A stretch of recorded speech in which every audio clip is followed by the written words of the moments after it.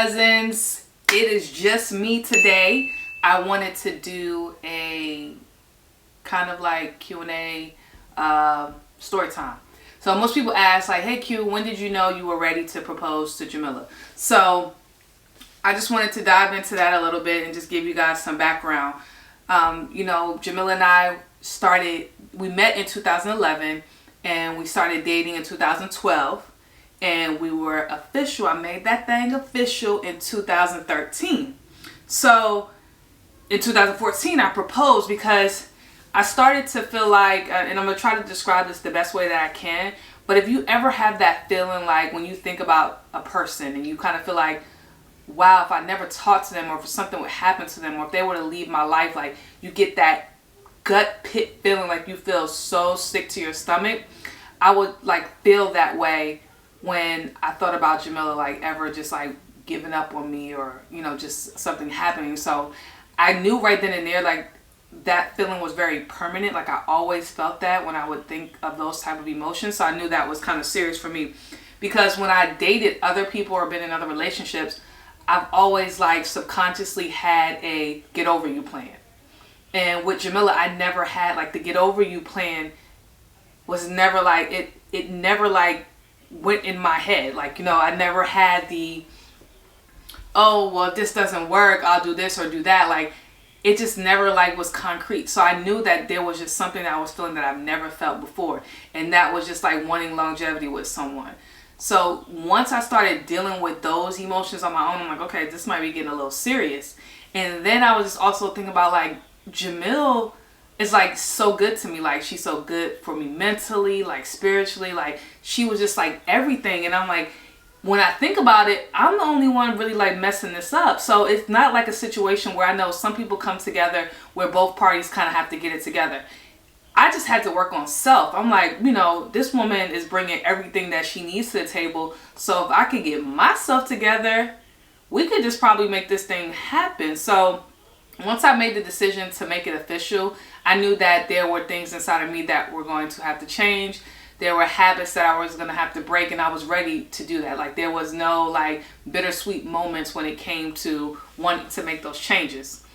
So I remember like having those conversations with Jamilla, like just, you know, how you toy around, which I kind of think that everyone should with their partner. Like, you know, how do you feel about getting married? Like just having those like, well, when we get married one day and we have kids one day, it's like you have those hypothetical conversations so you can kind of gauge to make sure that both you and your partner are on the same level. So when I would have those conversations, we were, you know, like Jamilla always makes the funny joke that, you know, the first thing I was like, hey, my name is Sequina. How do you feel about two lesbians having a baby? So she already knew I wanted to have a baby. She knew I wanted to get married. She knew the next girlfriend I would have would be my last girlfriend. So she kind of knew all these things. With accepting the commitment for a relationship, she knew marriage was to come. And I knew in my head the same thing. Like, I'm just doing this to progress towards the rest of our lives.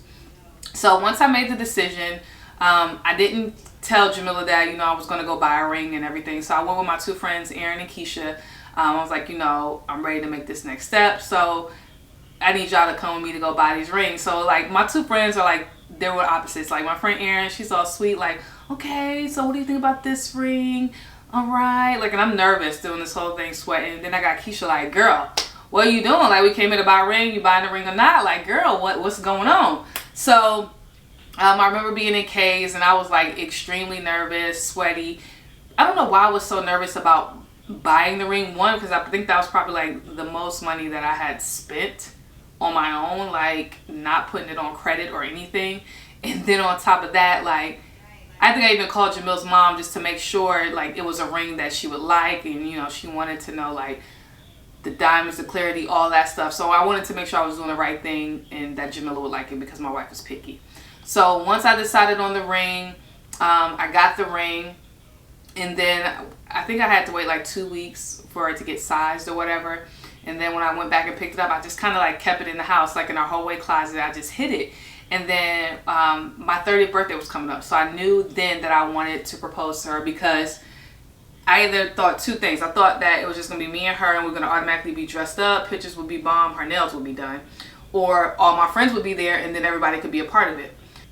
So during the my birthday planning, Jamilla was planning my 30th birthday, and one of my coworkers spilled the beans. They kind of let me know that they were coming to my dinner, which I knew nothing about. You know, so I was like, all right, this kind of like sets the plot for me since I'm having a little surprise dinner. I'm gonna go ahead and surprise Bay at the dinner.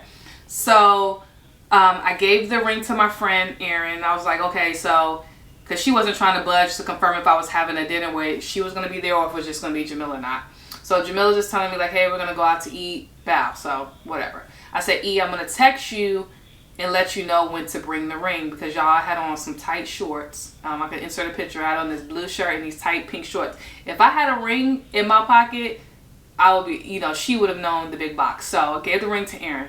So I get to the dinner, which was supposed to be just quote unquote Jamilla and I, and all my friends are there like, oh, surprise. And then I see Erin. So I'm like, okay, cool. This is going to work. Erin has the ring. Everybody's here.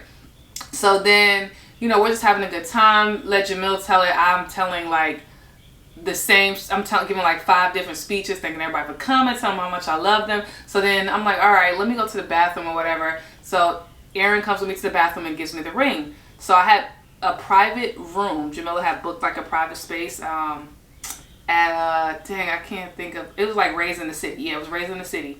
And we had a private room. So I come in the private room and I'm giving a speech and I'm like, oh, I want to thank Jamilla. And then I get down on one knee, y'all, and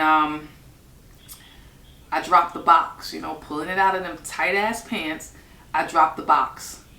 Pick the box up. Then I pull out the ring. I drop the ring. Y'all, I'm like, girl, butter fingers, get it together. So, you know, that just goes to show that I was super nervous. But then, you know, I had my little spill or whatever. And of course she said yes. And then, you know, thinking about the next day, like, it's almost like, you know, you feel like you're entering a new chapter. Of course with the engagement, because you and me like, okay, let's pick a wedding day. You start wedding planning. So you start to feel a different newness, so to speak. But to me, it just felt like outside of the wedding planning and everything, I felt like you finally, like I'm finally moving to the next level with my life partner. Like we're finally getting there. So my advice to people is just like I said, just having those casual conversations, hypotheticals, just to make sure that the person is on the same page, because no one wants to be blindsided with a proposal, and that's just in my opinion. Maybe some people do, but I know for me, I would want to make sure my partners there, you start talking about rings, just to get an idea, because ultimately you want them to be included, although you're trying to surprise them. So, and then just self-check, like, you know, you have to self-check yourself, make sure that you are ready to take on this responsibility of commitment, this responsibility of progressing in life with someone else, and just having that one person to go through with the good, the bad, the ugly, all of the above. So it's like about picking your ride or your person. So just making sure that you are at a place where you're not feeling selfish. It's not all about you. It's just about you wanting to now share your individual life with someone else. So once you start checking those small boxes, and then, you know, I think ultimately you'll kind of know if you are ready for that next steps. I don't regret anything in how I proposed at all. So, you know, it just all made for a good story. And, you know, like I said, most people ask me this question, so I just wanted to jump in and just share with it. Share you guys' story. I'm here by myself because Jay Mills is going to do her portion on how she knew that she was ready to say yes. So I can't wait to see that, and I can't wait for her to see this. And I love you, babe. Later.